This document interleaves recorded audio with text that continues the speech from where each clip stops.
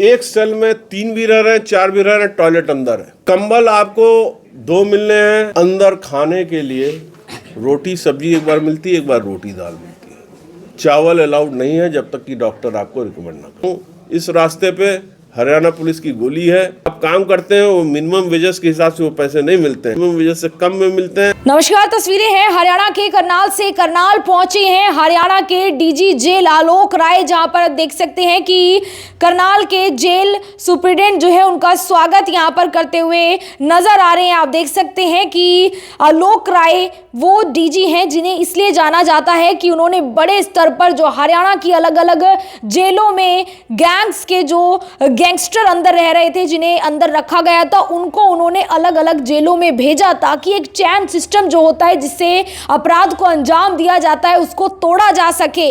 आज वो करनाल पहुंची हैं, करनाल जेल का निरीक्षण भी करने वाले हैं और उसके साथ ही साथ जो करनाल जेल है उसमें क्या व्यवस्था रहती है और किस तरीके से जेल के लिए वो काम कर रहे हैं वो भी दिखाने वाले हैं। आप देख सकते हैं आज उन्हें सलामी देकर यहाँ पर उनका स्वागत किया जा रहा है। जेल में जो सुरक्षा व्यवस्था होती है उसको किस तरीके से सुधारा गया है उसको भी जो है वो बताने वाले हैं। आप देख सकते हैं फिलहाल की तस्वीरें करनाल के जेल अकेडमी से हैं, जहां पर एक अकेडमी इस तरीके की बनाई गई है जिसके अंदर अलग अलग रूम्स हैं, अलग अलग कॉन्फ्रेंस रूम है, उसके अलावा ऑडिटोरियम जैसी सुविधा अंदर है। इसके अलावा बहुत सारी चीज़ें यहाँ पर जो है वो नज़र आने वाली है। फिलहाल आप देख सकते हैं कि यहाँ पर जो आलोक राय हैं डीजी जेल वो यहाँ पर पहुँचे और यहाँ पर तमाम तरह का जो व्यवस्था है उसको देखते हुए नज़र आ रहे हैं। आप देखिए कॉन्फ्रेंस हॉल हो गया वो यहाँ पर नज़र आ रहा है, ये जेल अकेडमी है और यहाँ से आगे चलकर जो है आप देखिए कि बहुत बड़ा एक जो मल्टीपर्पज़ हॉल होता है वो बनाया गया है। उस तरीके की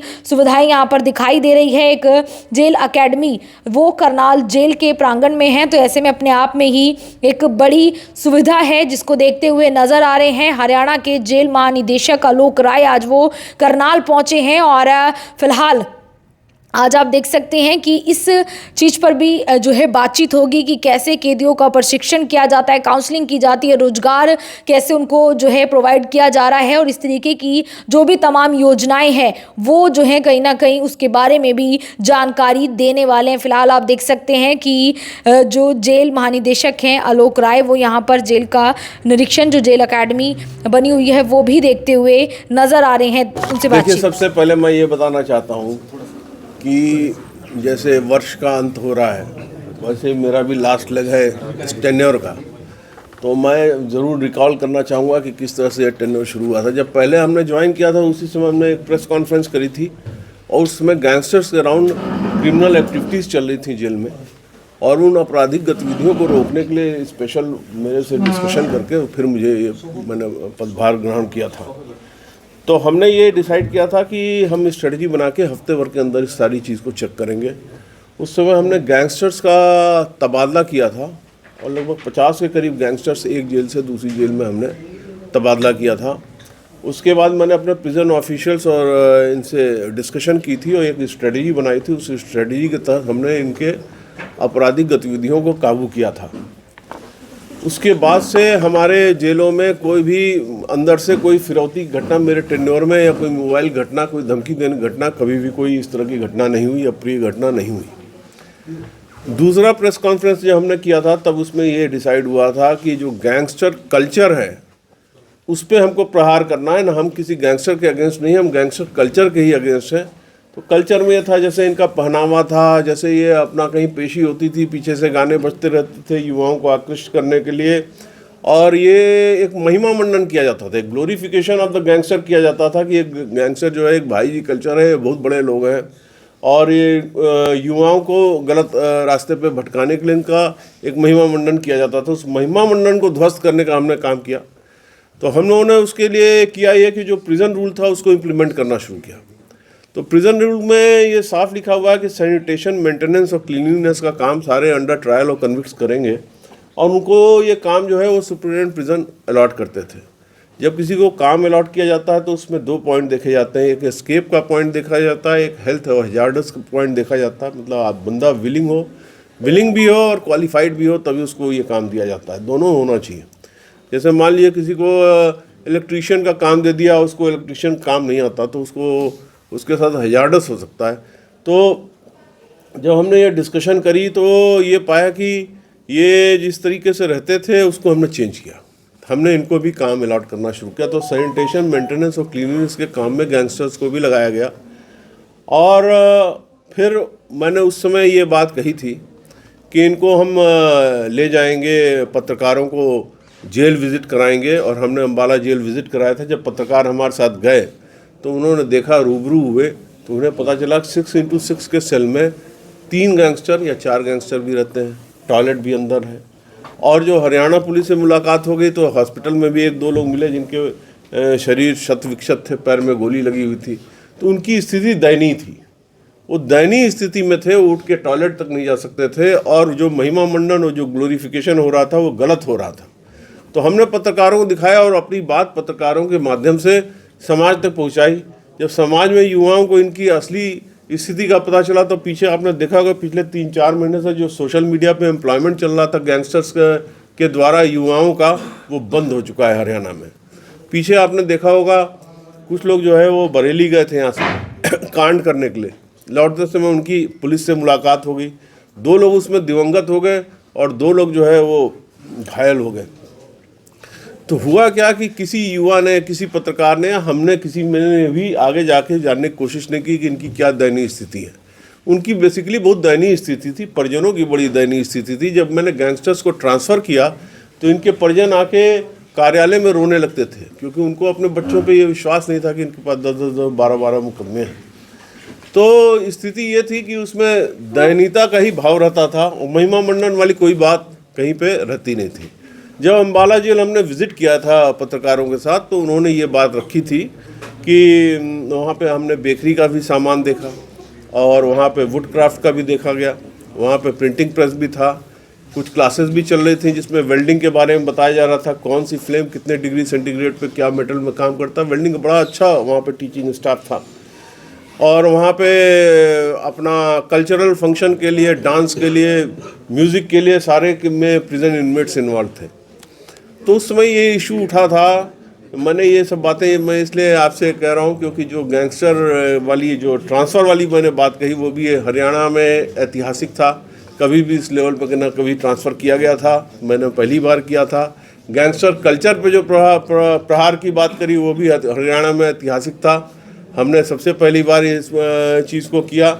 और तीसरा जो है, जब हमने इस वहाँ पे ये जब बेकरी का सामान और ये सारी चीज़ें देखी गई तो हरियाणा का जो हमारी निगरानी कमेटी है हाई कोर्ट की, उनकी डायरेक्शन भी थी और हमने 5 ITI और 5 पॉलिटेक्निक एस्टेब्लिश किया विद इन द जेल्स। और वो थे करनाल, पानीपत, फरीदाबाद, गुड़गांव एंड रोहतक। तो जो इसमें था कि इसमें फॉर्मल डिग्री इनको मिलेगी, वोकेशनल डिग्री, जो इनको आगे रिहेबिलिटेशन में मदद करेगी। और उसके बाद उसी क्रम में चीफ जस्टिस ऑफ इंडिया ने 6 दिसंबर को उसका उद्घाटन किया। वो अलग एक ऐतिहासिक घटना हुई, आज तक इस तरह की घटना नहीं होती। जो CGI ने उद्घाटन किया उसमें वरिष्ठ जज जो है सुप्रीम कोर्ट के और हाई कोर्ट के सारे वहाँ पे उपस्थित थे। इसमें ही इसी क्रम में HKRN से और प्रिजन डिपार्टमेंट से एक MOU भी हुआ। वो MOU हुआ, वो भी ऐतिहासिक था। उसमें MOU से ये हो गया कि जो भी प्रिजन इनमेट को जो ये सर्टिफिकेट मिलेगा वो बाकी जनता के साथ कंसिडर होगा फॉर एनी अदर जॉब, जिसमें गुड कंडक्ट का सर्टिफिकेट सुप्रीम जेल देंगे। जब इतनी सारी बातें हो गई तो फिर ये हुआ कि आगे फॉर्मल एजुकेशन के लिए हम क्या कर रहे हैं। तो फॉर्मल एजुकेशन के लिए हमने 2 व्यवस्था थी, एक NIOS की थी, एक NOU की थी। 10th और 12th का हम सर्टिफिकेट देते हैं NIOS के थ्रू और BA और MA का सर्टिफिकेट देते हैं NOU के थ्रू। मैंने इसमें मैक्सिमम रजिस्ट्रेशन कराई और BA की रजिस्ट्रेशन हमारी 700 से ऊपर चली गई। बाकी में भी रजिस्ट्रेशन जो पिछले सालों में थी उससे ज़्यादा चली गई और इसी दिसंबर में उनका एग्ज़ाम भी था जिसमें वो उत्तीर्ण होंगे। मेरा बेस्ट विशेज़ है उनके लिए। तो उनके फॉर्मल एजुकेशन की भी व्यवस्था की गई। मेरे अब ये चूँकि मेरा ये कंक्लूडिंग सेशन है आप लोगों के साथ, अब एज डायरेक्टर प्रिजन मेरा आप लोगों के साथ ये may be the last interaction. तो मैं आपसे सिर्फ इतना कहना चाहूँगा कि जो ये गैंगस्टर कल्चर को जो समाप्त करने की हमारी मुहिम थी उसमें हम 100% सफल रहे। 90% उसका क्रेडिट मैं अपने प्रिजन डिपार्टमेंट के अधिकारियों कर्मचारियों को देता हूँ। 9% क्रेडिट मैं अपने मीडिया के साथियों को देता हूं, जिन्होंने मेरी बात समाज तक पहुंचाया, मेरे बात को प्रेजेंट डिपार्टमेंट के अधिकारियों कर्मचारियों तक पहुंचाया। और 1% क्रेडिट मैं खुद ले लेता हूं, क्योंकि मैं रिटायरमेंट के बाद कुछ ना कुछ जरूर करना चाहता हूं, तो इसलिए वो क्रेडिट अपने पास रखता हूं। Thank you. जेल में कैदियों की संख्या काफी ज्यादा है, वो कंजस्टेड तरीके से रहते हैं, तो क्या नई जेल का प्रावधान या उसमें कोई प्रोसेस? देखिए, मैं दोनों बातें पहले आपको बता देता हूं। पहली बात तो ये बता देता हूं कि अभी हमारी कैपेसिटी 23,000 के आसपास है और हमारे पास एग्जिस्टेंट स्थिति 27,000 की है, तो बहुत ज़्यादा कंजेशन हरियाणा में नहीं है। हरियाणा की सारी जेलें मॉडर्न बनी हुई हैं, नई बनी हुई हैं, और उसमें बड़े इजीली बाकी सारे एकोमोडेट होते हैं, ज़्यादा संख्या कंजेशन नहीं है।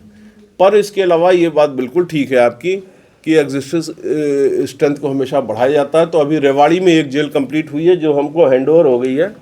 रोहतक में एक हाई सिक्योरिटी जेल बन रही है अलग से, वो रोहतक में हाई सिक्योरिटी जेल, वो भी 3-4 महीने में कंप्लीट हो जाएगी। और इसके अलावा फतेहाबाद में एक जेल बन रही है, एक पलवल में जेल बन रही है, और मोस्ट प्रोबेबली अम्बाला जेल में डिसइंटीग्रेट होकर एक अम्बाला में भी बन रही है। सर, आपने कहा एक पंचकुला में बन रही है। गैंगस्टर कल्चर को खत्म करने के लिए डिपार्टमेंट ने काम किया है, तो जेलों के अंदर क्या क्या ऐसे सर नई फैसिलिटीज लेके आए कि जिससे वो गैंगस्टर्स का जो इंटरेक्शंस था through phones, through other mediums, वो कैसे कम हुआ? देखिए, सबसे पहली बात यह है कि इसमें मैं आपको एक बात कहना चाहूँगा कि जैसे आपने 10-15 साल पहले देखा होगा, नकल कराने का एक इंडिया में कल्चर हुआ करता था। गांव की तरफ जब कोई अपना कोई एग्ज़ाम देने जाता था तो लोग नकल कराने जाते थे, गांव के उनके साथी, उनके रिलेटिव्स, और बाहर से पर्ची फेंकते रहते थे। तो जब प्रशासन सख्त हुआ, पुलिस से कोऑर्डिनेशन हुआ, एजुकेशन डिपार्टमेंट से हुआ, और पब्लिक में एक जागरूकता भी आई। अब आज की डेट में हमारा कोई बच्चा अगर अपने यहाँ जाता है और ये बोलता है कि हमने जो है वो नकल करनी है, तो पेरेंट्स या उनके रिलेटिव फ्रेंड ये बोलते हैं कि 3 महीने पढ़ाई कर लो, 10 सवाल पढ़ने आप पास हो जाओगे। अब नकल कराने को नहीं जाते, ये कल्चर की बात होती है। तो हमने जो है वो जेलों के अराउंड पेट्रोलिंग की तो स्थिति को मजबूत किया, और ये कोशिश करी कि ये जेलों के ऊपर से जो मोबाइल फेंके जाते हैं वो ना फेंके जाएं। लेकिन इसमें सबसे बड़ा हाथ जो है वो मीडिया का रहा। जो हमने जागरूकता फैलाई, उससे लोगों ने अपने आप को इसमें से इन्वॉल्व करना बंद कर दिया। उनका ठीक है, ये एक नियम है, कानून है, हम क्यों जाएं फेंकने के लिए। 9 जगह पे हमारी BSF की पेट्रोलिंग लगी हुई है। पुलिस डिपार्टमेंट से हमने क्लोज कोऑर्डिनेशन किया और हमने अपनी पेट्रोलिंग को बढ़ाया, स्ट्रिक्टनेस की गई और सारा कुछ काबू कर लिया गया। अब क्या है कि हमारे पास अंदर एक पिक्स का अरेंजमेंट है, that is prison inmate calling system. तो प्रिजन इनमेट कॉलिंग सिस्टम में सबको 2 कॉल अलाउड है, वो पर डे के हिसाब से अलाउड है, उसके मिनट्स फिक्स्ड हैं, और उससे आपको अलाउड है। उसमें कभी कभी ये सब परेशानियां जो आप बता रहे होती, जैसे डब्बा कॉलिंग, एक डब्बा कॉलिंग सिस्टम है, उससे लोग बात करने की कोशिश करते हैं। तो अपराधी जो है वो तरीके से, हर तरीके से शातिर होता है, तो वो एक से एक नया तरीका खोजता है, पर उसको विफल करने के भी सारे प्रयास किए जाते हैं और उसको काबू किया जाता है। फिलहाल इस स्थिति को पूरी तरह से काबू कर लिया गया है। कुछ युवाओं को कहना चाहेंगे सर, क्योंकि गैंगस्टर अंदर कैसा कैसा काम करते हैं, युवा भी अगर इस लाइन में जाएंगे, गैंगस्टर वाली लाइन में, तो उन्हें भी वही गंदे काम करने पड़ेंगे, ताकि एक मैसेज चला जाए। देखिए, मैं आपसे सबसे पहले ये बताना चाहता हूँ, अंदर खाने के लिए रोटी सब्जी एक बार मिलती है, एक बार रोटी दाल मिलती है। चावल अलाउड नहीं है जब तक कि डॉक्टर आपको रिकमेंड ना करे। अगर आप अपराध की तरफ जाते हैं तो हरियाणा पुलिस की गोली के भी शिकार हो सकते हैं। एग्रेसिव मूड में रहती है हरियाणा पुलिस, और खाने के लिए आपको रोटी दाल और रोटी सब्जी ही मिलनी है। जो आपका पहनावा है, आपको कोई ब्रांडेड कपड़े अलाउड नहीं है। वहाँ पे एक जो जेल की वेशभूषा है उसको पारित करा लिया गया है, वो वहाँ से उसकी सैंक्शन भी आ गई है, वो उसी हिसाब से कुर्ता पजामा और आपको चप्पल मिलनी है। कंबल आपको 2 मिलने हैं, एक सेल में 3 भी रह रहे हैं, 4 भी रह रहे हैं, टॉयलेट अंदर है, और काम जो है वो मेंटेनेंस, क्लीनलीनेस और सैनिटेशन का सबको करना है। पहले ये कल्चर जरूर होता था कि जो गैंगस्टर होता था वो बैठा रहता था और बेचारे बाकी जो अपराधी होते थे उनका काम करते थे, पर अब ऐसा नहीं है। अब हमारे सुपरिटेंडेंट जो है विजिलेंस में है, और हम ये इंश्योर करते हैं कि जो काम सामान्य अपराधियों को दिया जाता है वो सारे अपराधियों को दिया जाए। वो गैंगस्टर्स को भी दिया जाए। उनको सिक्योरिटी के नाम पे ऐसा ना किया जाए कि वो उनको अलूफ में ना महसूस हो, और इस तरह से हम उनको सुधरने का भी एक मौका दे रहे हैं, एक काम सीखने का भी मौका दे रहे हैं। एक अपने हाथ से काम करने से उनके अंदर हो सकता है कि स्वावलंबन आ जाए, कोई आत्मनिर्भरता आ जाए, कोई स्वाभिमान आ जाए, कुछ जग जाए। तो मैं युवाओं को सिर्फ ये बताना चाहता हूँ, इस रास्ते पे हरियाणा पुलिस की गोली है, इस रास्ते पे आपके रोटी सब्जी और रोटी दाल है, जो खाने को आपको ठीक से मिलता नहीं है। जो आप काम करते हैं वो मिनिमम वेजेस के हिसाब से वो पैसे नहीं मिलते हैं, वो मिनिमम वेजेस के हिसाब से पैसे नहीं मिलते, वो मिनिमम वेजेस से कम में मिलते हैं। और जो आप बाहर काम करके और जो इस तरह की गतिविधियां करके, आपराधिक गतिविधियां करके जो पैसा आप कलेक्ट करते हो, वो पैसा आपकी मदद नहीं कर पा रहा है।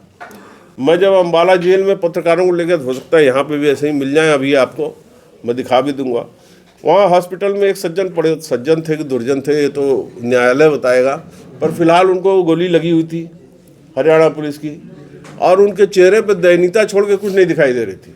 मुकदमे जरूर उनके ऊपर 10-12 थे, और वो बड़े क्रांतिकारी पुरुष माने जाते थे कि वो किसी को फ़ोन कर दें, लेकिन फ़ोन की भी वहाँ कोई सुविधा नहीं थी, और वो उठ के वहाँ से टॉयलेट तक जा नहीं सकते थे। तो दयनीयता छोड़ के इसमें और कुछ नहीं है। परिजनों का मैंने हालत बता दिया। युवाओं को पता होना चाहिए, अगर आपके कोई घर पे मदर फादर रिलेटिव्स फलाना, वो यूं ऐसे हाथ जोड़ के लंबे होते रहते हैं, कोई सुनवाई नहीं होती। क्या ये हमारे बच्चे को आपने अम्बाला से उठाया, महेंद्रगढ़ चक्की में अकेले बंद कर दिया, मेरे सामने की बात है। तो वो काफ़ी हेफ्टी सी महिला थी, वो किसी तरह से चढ़ के मेरे कार्यालय में आई हुई थी, मुझे भी दया आ गई। मैंने तुरंत उनके सामने ही फाइल मंगवाया। 12 मुकदमे दर्ज थे 302 के, तो अब मैं तो कुछ कर नहीं सकता था। तो वो लोग रोते गाते आते हैं और रोते गाते जाते हैं। तो इसमें जो हमारे पास न्यायपालिका है, जो कार्यपालिका है, हर जगह पे धक्के खाने हैं।